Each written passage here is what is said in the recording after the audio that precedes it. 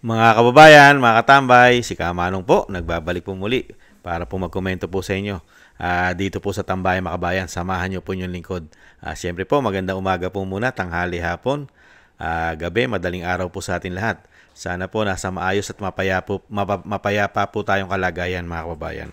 Ito po, komentuhan po natin mga tambay. Ito pong pahayag, mga tambay, putok na po ito sa social media. Ito pong pahayag ni Attorney Harry Roque about po sa mga sinasabi po ni Attorney Kapman sa pagiging sinasabing siya raw po'y nakikialam. Pinakikialaman daw po niya ang sinasabi pong kaso ni dating Pangulong Duterte. May sagot po dyan si Attorney Harry Roque. Pakinggan po natin si Attorney Harry Roque, mga katambay. Ito po. Meron ba kayong parang sinasabi na hindi naman iringan ni Attorney Kaufman? Well, sa totoo lang, nagulat ako dun sa mga pinagsasabi niya laban sa akin. Dahil alam ko naman na hindi ako dapat maghimasok sa ICC case, kaya hindi ako naghihimasok. Sa katunayan, ayaw ko maghimasok para kahit anong mangyari, wala sa ang sisi sa akin. Pero hindi niya ako mapipigilan na mag-isip ng iba pang mga pamamaraan, lalo na ako talaga ay naniniwala na parang wala nang remedyo sa ICC. Dahil wala na kasi lang ibang kaso, kundi ang kaso ni Tatay Digong. At kung mawawala pa si Tatay Digong, baka isara na yung ICC. Dahil sa last Assembly of State Parties, nagreklamo na yung ambassador ng Japan na #1 donor ng ICC. Bakit daw puro absulto ang mga nasasakdal sa ICC? Samantalang ang laki-laki ng nagagastos nila. So kapag ganitong konteksto, para namang, bagamat ako isang membro ng ICC List Council, mag-iisip ka ng ibang remedyo. Huwag naman ipagkait yan na pag-iisip ng ibang remedyo. Pero pagdating sa paghimasok, I dare Kaufman. Kailan ako naghimasok? Oh, sabi niya, since day one daw, parang ako lang daw ang pwedeng mag-represent. Alam ni Kaufman kung anong tunay na kwento. Dahil nung una, kung todo suporta ako sa kanya, hindi dahil naniniwala ako sa kanya, hindi naniniwala ako kay VP Sara nung pinili siya ni VP Sara. So for the record, wala naman talagang iringan or brief sa inyo dalawa? Nagulat nga ako, nawindang ako sa nanggagaling yung kanyang mga napakaasim na mga salita. Dahil sa totoo lang, matapos ko siyang ma-meet at makahulubilo siguro ng mga 4 na araw nung kakarating lang namin sa Dahig, wala na kaming kahit anong komunikasyon, at ni isang salita wala akong binanggit tungkol sa kanya. So para ang piring ko ngayon, siguro marami siyang pagsubok at humahanap ng masisisi. Hindi naman ako papayag na akong sisisihin dahil hindi nga ako naghimasok dahil ayaw ko masisi kahit ano man ang mangyari sa ICC. Pero in case lang na magkita kayo, yung to reach out na parang to clear lang na wala namang yun. Hindi ko alam kung anong dapat kong gawin kasi siya naman yung bumalat sa akin eh. Di ba? So, hindi ko alam. Bahala siya, pero hindi niya maaalis yung karapatan kong sumagot. Pero kung papansinin mo, talagang grabe yung pagtitimpi ko. Dahil si Harry Roque, hindi ganong kamalumanay sumagot. Pero alang-alang kay VP Sara, ganong kamalumanay ang naging sagot ko. Ang po mga tambay, ang sagot po ni Attorney Harry Roque doon po sa mga banat ni Attorney Kapman. Nilinaw po niya. Maliwanag po kay Attorney Roque na hindi po siya sumasawsaw at hindi siya nakikialam sa ginagawa po ni Attorney Kapman. Talagang ganun po Dahil siyempre po, babatikusin po natin yan di ba? Dahil napakalaki po ng binabayad dyan ng pamilya Duterte kay Attorney Kapman. Hindi po basta-basta pera po ang binabayad yan sa abogado. Pero, excuse me po, pero yung performance po niya, hinahanapan po ng mga Pilipino yan Hinahanapan po natin ang performance niya. Bakit napakatagal na? Yung pansamantalang kalayaan nga lang na hinihiling, hindi pa magawa-gawa. Puro delayment. Hindi po ba? 5 buwan na po, magli-5 buwan na po ang dating Pangulong Duterte dyan. Wala pa pong kaso yan. Wala pang kaso. Diba? Babasahan pa lang yan na sinasabi lang kaso sa Setyembre. Pero yung sinasabi nga po ng mga Pilipino, tayo, ganun din po si Atty. Roque, at syempre po ang pamilya Duterte, yung inaasam-asam nila, nasaan na yon? Di po ba nasaan na? Yung sinasabi pa samantalang paglaya, yung interim release, nasaan na? Kaya babatikusin po ng babatikusin si Atty. Capman. Babatikusin po siya dahil napakabagal. Di ba? Usad pagong? Sa kabila po ng katandaan ng dating Pangulong Duterte at siyempre po sa kanya pong karamdaman at sakit. Siyempre ang pamilya at mga Pilipino na nagmamahal po sa dating Pangulong Duterte ay mas gugustuhin po talagang mabilisan ang pag-release po rito dahil yung kalagayan. Gusto po ba nilang ang dating Pangulong Duterte magkaproblema sa loob ng kulungan sa kabila na wala pang kaso ito na nililitis Wala pang nililitis na kaso ito sa ICC. Pero hindi man lang nila payagan. Mismo pati pamilya iniipit. Iniipit di ba? Halos 1 linggo na hindi nakabisita yung asawa ng dating Pangulong Duterte na nakakabisita naman. Dahil iniipit din daw po ito ng isang abogado na si Atty. Capman. Dahil sinasabi nakikialam din daw po sa kaso ng dating Pangulong Duterte. Siyempre, karapatan nila yon. Karapatan nilang makialam at alamin ang sitwasyon ng kaso. Di po ba? Una-una sila nagbabayad. Abogado ka lang. Di po ba? Ang abogado, susunod yan. Sunod doon sa pinagsisilbihan mo. Abogado ka Di po ba? Lahat ng pabor. Di po ba? Kailangan po doon sa pamilya nung inaabogaduhan mo. At sila rin na nagbabayad sa iyo. Depende na lang po kung may ibang nagbabayad po sa iyo. Kung kumukolekta ka rin ng iba, maliban doon sa binabayad sa iyo nung kumuha sa iyong abogado na katulad ng pamilya Duterte. Pwera na lang kung nagpapabayad ka rin sa iba. Yan po ang malaking question dyan. Kaya dito po sa sinasabi ni Atty. Roque, kailanman po ay hindi siya nakikialam.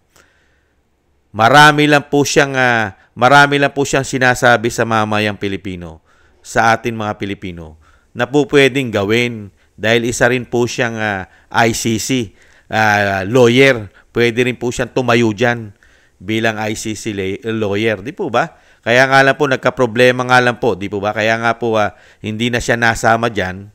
Ayon na rin mismo kay Atty. Roque dahil nga yung panggigipit ng gobyerno. Yung panggigipit po ng gobyerno natin, lalong-lalo po sa kanyang status. Di po ba? Di po ba binigyan po ng gobyerno natin yan sa pangunguna po ng DOJ? Di po ba? Kinansila ang kanyang pasaporte at kinasuhan pa siya ng gobyerno natin. Di po ba? Ibang klase po ang kaso niya. Di po ba? Hindi pwede magpiyansa. Di po ba? Human trafficking ang kinaso niya ng gobyerno. Paano ka makapagpapiyansa niyan? Di po ba? Lalong-lalo na kung itong mga kaso na ito, gawa-gawa lang din. Katulad ng ginagawa kay dating Pangulong Duterte. Pinatapon muna nila sa ICC, kinidnap, saka lang sila gagawa. Saka lang sila maghahanap ng ikakaso rito. Hindi po ba katarantaduhan yan? Kaya dito po sa sinasabi ni Atty. Roque, kung hindi lang po dahil kay BP Sara, isa rin yun, nakapagtitimpi pa siya. Pero hindi po siya yung ganong klase na abogado. Dahil nga po yung respeto po sa ating Vice President, Sara Duterte, ay nananatili po ron yung respeto po ni Atty. Roque. Kaya po napagbibigyan niya pa yung mga banat ni Atty. Capman po dito kay Atty. Roque. Kaya nga lang po, meron po kasi mga issue rin di ba? Yung issue po kasi, kumakalat na po kumakalat sa social media. Yung issue na itong si Atty. Capman na isa rin daw pong dating naging abogado at malapit sa pamilya Marcos. Yan po'y kumakalat po yan. Na nagamit at naglingkod at naging abogado ng dating First Lady ng yumaong Marcos Sr., at malapit din daw po ito. Ayon po sa lumalaga na po at putok na po sa social media ay napakalapit din daw po ito sa Senadora Amy Marcos. May katotohanan po ba yan? Attorney Kapman, nagtatanong po ang mga Pilipino, totoo po ba na kayo ay malapit sa pamilya Marcos at malapit din kayo, umano, sa Senadora Amy Marcos? Hindi kaya. Kaya nagkakaganito ang kaso. Wala pa namang kaso. Kaya tumatagal ang dating Pangulong Duterte. Kaya ang taong bayan ay nagtatanong, hindi po ba kayo doble kara? Hindi po ba kayo isang Judas din? Attorney Kapman, hindi po ba kayo Judas umano? At nagtataksil din kayo? Katulad nung ginawa ng binagoong Pilipinas na pagtataksil at paghuhudas sa dating Pangulong Duterte at sa soberenya ng bansa. Sa bagay, ibang lahi po kasi ito eh. Ibang lahi. Di po ba? Kaya alam naman po natin, ito pong mga ganito, pagdating po sa pagiging legal counsel o pagiging abogado, lalong-lalo po pagka ibang lahi na. Hindi po natin masasabi ang 100% yung sinasabing yung tiwala ay nahandun lahat yung tiwala. Yung pwede mo siyang pagkatiwalaan ng 100%. Lalong-lalo po kung ikaw po may issue na kumakalat na ikaw ay malapit sa pamilya Marcos at kay Senadora Amy Marcos. Napakahirap pong bigyan o pagkatiwalaan ng Pilipino, ng mga Pilipino. Hindi po ba? Kaya nakakalungkot lang po mga tambay. Ang tanong po natin, sino kaya nag-endorso rito? Alam nyo po ba mga kababayan kung sino po ang nag-endorso dyan? O sino ang sinasabing kakilala niyan para ilapit sa Vice President Sara Duterte? Dito po kay Nicolas Kapman. Sino kaya na maimpluwensyang tao? Dahil hindi naman po kilala yan ni BP Sara. Sino kaya ang maimpluwensyang tao na nag-endorso para kuning legal counsel po si Attorney Nicolas Kapman ng pamilya Duterte? Sino kaya? Nagtatanong lang po si Kamanong. Kasi po kung yan po ang nag-endorso po niya na isang kilalang politiko rin at malapit sa pamilya Marcos, nakakatakot po yan. Nakakatakot. Dahil alam naman po natin na yung pamilya po, lalong-lalo ang binagoong Pilipinas ay sa gobyerno nila nangyari ang kidnapping at siya po ang commander-in-chief. Hindi po ba? At meron pa po tayong agam-agam sa abogado na ito kay Attorney Nicolas Kapman.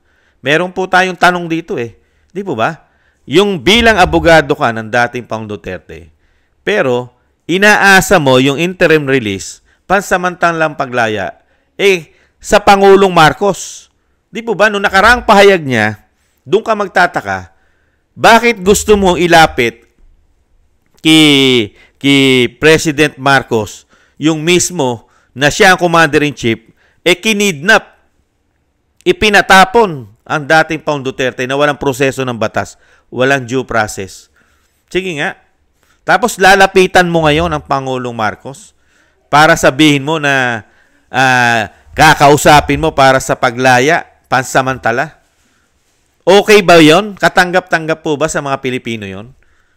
Bakit ka maipag-usap sinasabi nga ng Pilipino na yan tao na yan ay unang-una ay may bisyo na pulburo niyan. Tinatawag pang ang bangag yan. Tapos kakausapin mo yung may issue ng pulburon at tinatawag na bangag.